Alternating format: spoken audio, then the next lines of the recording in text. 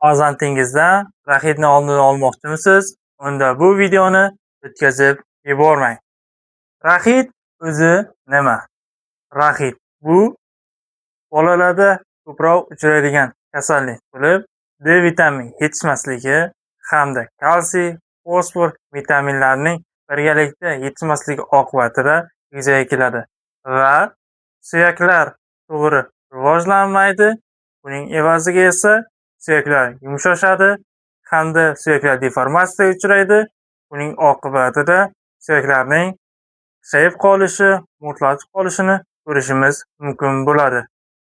Raxit asosan 0 yosh hamda 3-4 yosh oralig'ida tug'ilgandan ko'proq uchraydi bolalarda. Qisqa qilib tushuntiradigan bo'lsam, D vitamin yetishmadimi, kalsiy so'rilmaydi. Kalsiy kamaydimi, fosfor ham kamayadi. Buning evaziga esa suyaklar mustahkam bo'lmaydi. Natijada suyaklar egiladi, egiluvchan bo'lib qoladi. Buning evaziga esa suyaklar qisayish holatlarini ko'rishimiz mumkin bo'ladi. Oddiygina formula. D vitamin yetishmasa, kalsiy, fosfor kamayadi va raxit yuzaga keladi.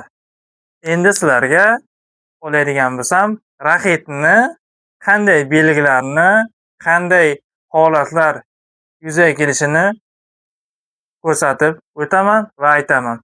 Raxit rivojlanyaptimi? D vitamin yetishmayapti, kalsiy, fosfor kamaydimi organizmni?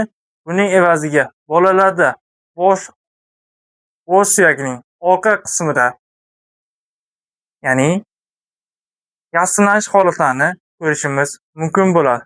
Bola kech o'tiradi yoki kech harakatlanadi, ya'ni yurishga ham qiynaladi va undan tashqari esa boshning yuqori qismida ko'p terlaydi holatlarni va ko'rishimiz mumkin bo'ladi. Bundan tashqari oladigan bo'lsam,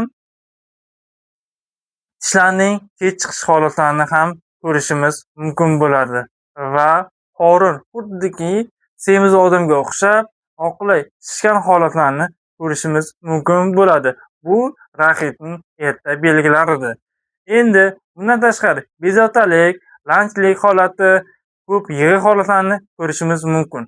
Og'ir darajalarda ko'radigan bo'lsak, oyoqlarda, ya'ni xuddi X shaklda yoki ya'ni O harfi oy shaklda oyoqlarning deformatsiyaga uchrashi oqibatida suyaklar O shaklga kelishini ko'rishimiz mumkin bo'ladi. Bularni oldini olish uchun siz ona bo'lib turib, ota bo'lib turib qanday birinchi yordam ko'rsatish kerakligini aytib o'taman. Bo'lmasa hozir sizlarga raxitni davolash va uni oldini profilaktikani ko'rsatib o'taman. Davolash. Raxitni davolash deganda, ya'ni farzandingizga tish chiqishi qiyinlashyapti yoki bundan tashqari esa ko'p terlash holatlarini ko'rishimiz mumkin. Bunday holatda Aquadetum D3 yoki Vigantol tomchilarini tug'ilgandan 3-4 oy bemalol bersangiz bo'ladi. Aquadetum, Vigantol tomchilari D tarkibi, D vitamin bor. Bular tug'ilgandan 1 yoshgacha pediatr bilan maslahatlashgan holatda sizlar bir tomchidan 3-4 oy bemalol berishingiz mumkin bo'ladi.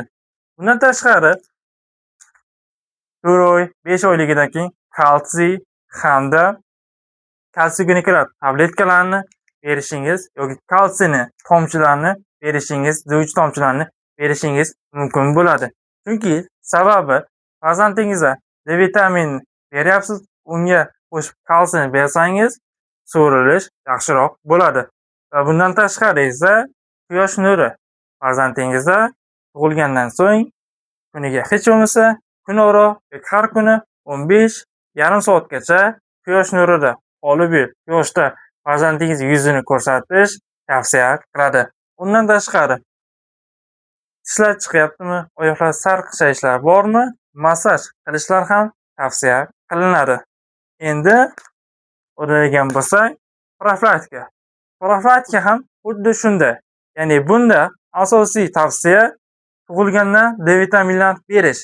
Ya'ni bunda kalsiy qo'shmaysiz, D vitaminni beraveradi. Ya'ni organizmda to'g'ri ovqatlangandan so'ng D vitamini bormi, so'rilish yaxshi bo'ladi. Buning oqibatida kalsiy, fosfor birdaniga so'rilib boshlaydi.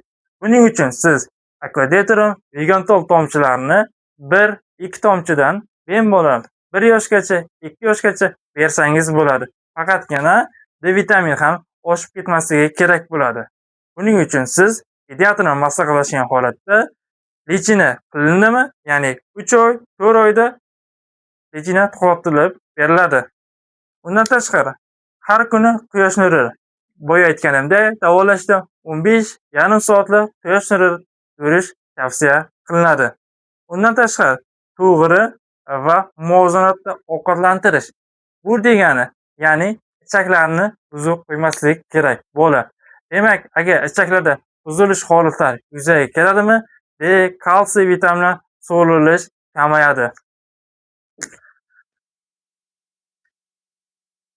Va undan tashqari esa ona sutini to'g'ri emizish tavsiya qilinadi. To'g'ri parvaritish emas, to'g'ri vaqtda berish, qo'shimchalarni ham to'g'ri vaqtda berish tavsiya qilinadi. Bugungi video orqali sizlarga raxit kasalligini qanday olish, simptomlar va uni oldini olish profilaktikani o'rgatib o'tdim. E'tiboringiz uchun rahmat.